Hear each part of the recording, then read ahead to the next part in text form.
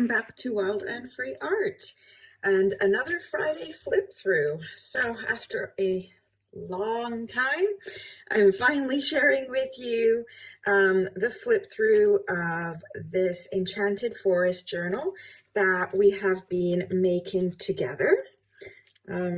Somehow, don't know how that happened, but some grass got into that.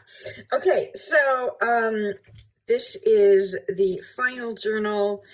I have been making it with you for the last 3 videos, so I will link those all below in the comments if you're interested in seeing how this journal was made.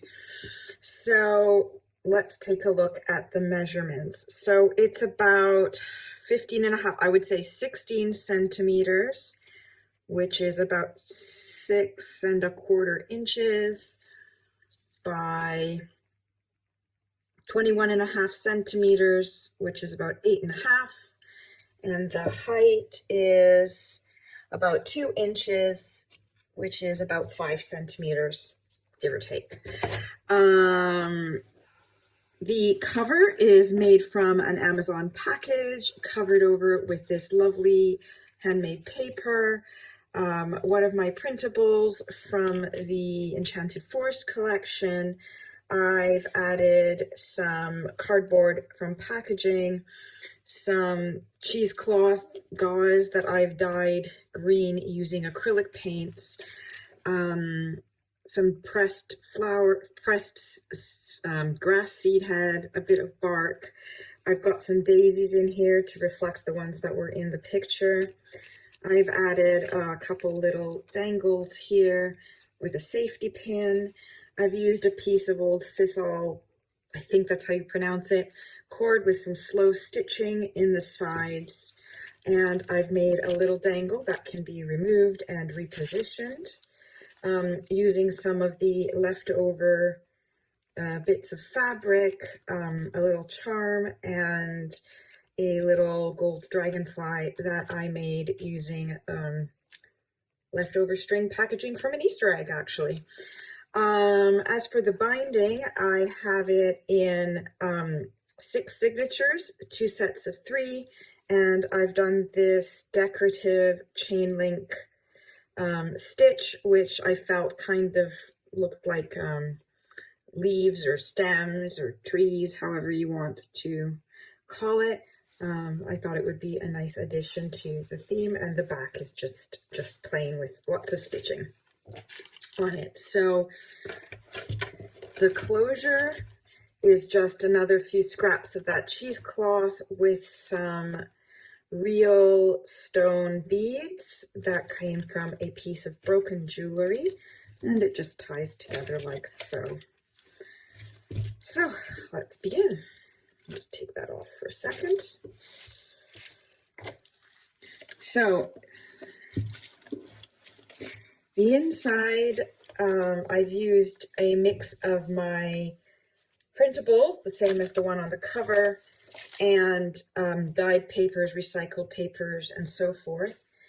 And the inside cover here, I painted on a piece of Fabriano paper, smooth paper, and I just dry brushing with acrylic paints, and I used a piece of the leftover cheesecloth and sewed it inside as a pocket.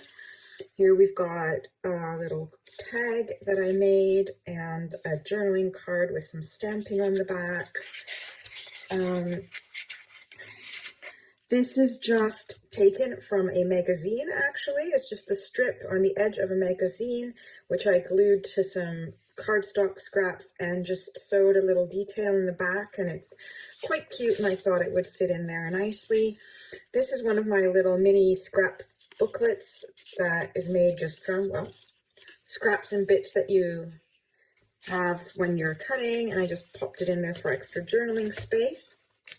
Here I just did some stitching on the edges. This is a piece of vintage paper. This is a piece of watercolored normal printer paper. This is from an old book, and this was eco-dyed. Here I've put in another pocket, and I've put in another one of my journaling cards with some stamping on the back. And this is from an Oracle deck, botanical inspirations.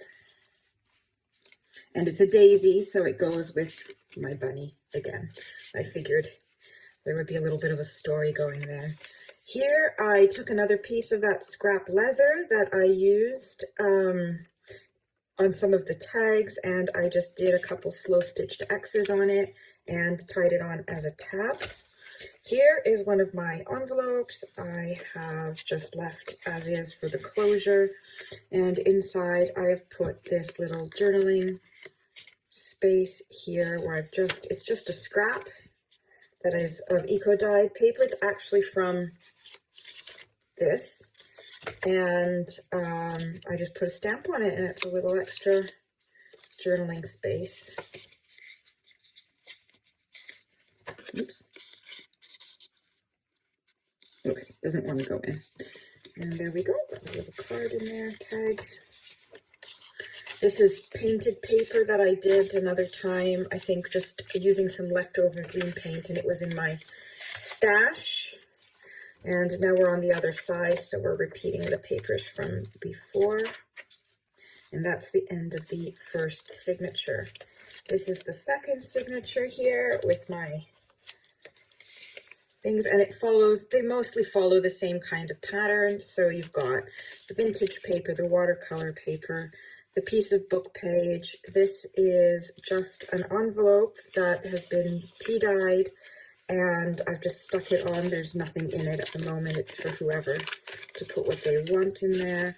And I've just tied it on. I got a bunch of these little pieces of colored paper card stuff as a gift at Christmas.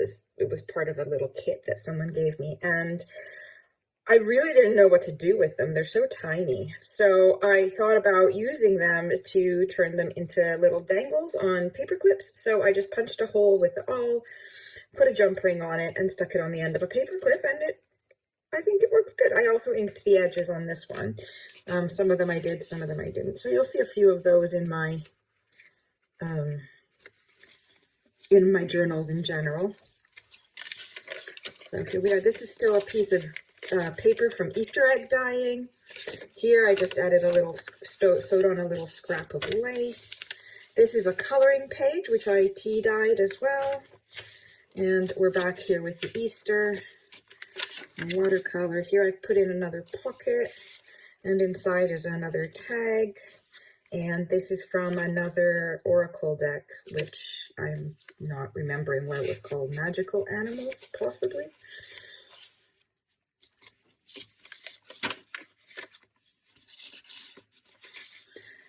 Okay, and that's the end of the second signature. Here comes the next one. This is just when I was using some of the pigments, I had a bunch left over, and so I just took this piece of paper that was going into the journal. I used that pigment on here, and I just dabbed it all off, and I thought, well, it's still the same, so it adds some more interest. This is another one of the watercolor ones. In order to do this, I actually have an old rusty cookie sheet or baking tray, and it is really rusty on the bottom, so the one on the bottom always ends up having rust no matter what I dye it with. So it's kind of a nice way to add some grunge to your papers without even having to make an effort. And again, just some leftover black lace sewn on there. And we're going back through the we're going to the middle now. This is another envelope. Here I sanded it, and I put on a little blue butterfly sticker with some leftover of that cheesecloth that wasn't dyed to bring it all together. This is the policy closure that I made, and where I kind of screwed up, to be honest. And yeah, it's coming apart. I'm going to have to reinforce that. Here I have a specimen card, which I made in my very first video, actually, which is funny because I think by the time this comes out, it should be on the 1 year anniversary, more or less, of the channel. So that's pretty exciting that it all comes together.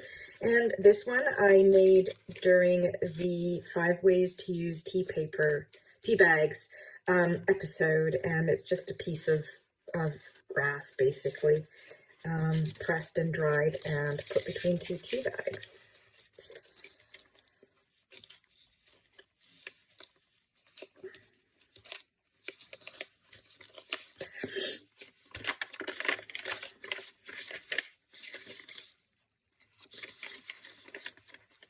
Okay, so that's the end of that signature, and that's the first three. So that's the first three here of this part here, and this is the next set. And again, we're always following the same kind of pattern.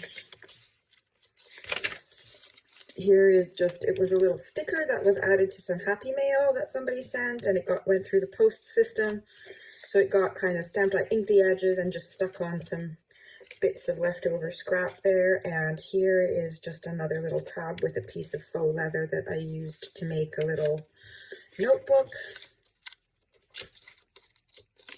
More of those washed off painted papers. This is another coloring, tea stained coloring page. Another one of those pages that I used to mop up the excess, but this one was on the book page.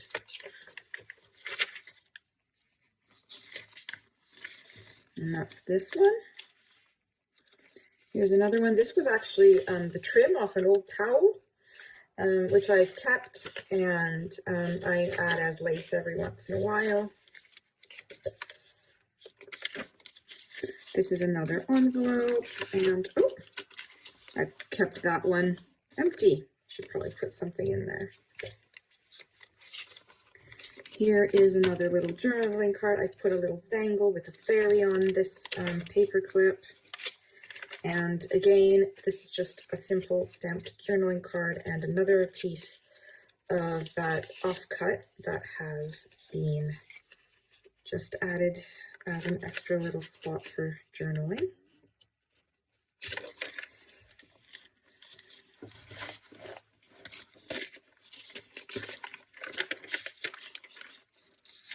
Some more scrap paper. I just love the way this pigment becomes. It's amazing. This is paper artsy stuff, and I just loved it. I like reusing it. I've now become addicted. A bit more.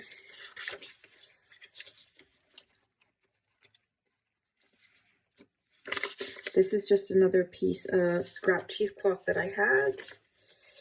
I used another little tag that I've put on using one of those little dangly type paper clips. Another tea stained coloring page, Easter egg die paper.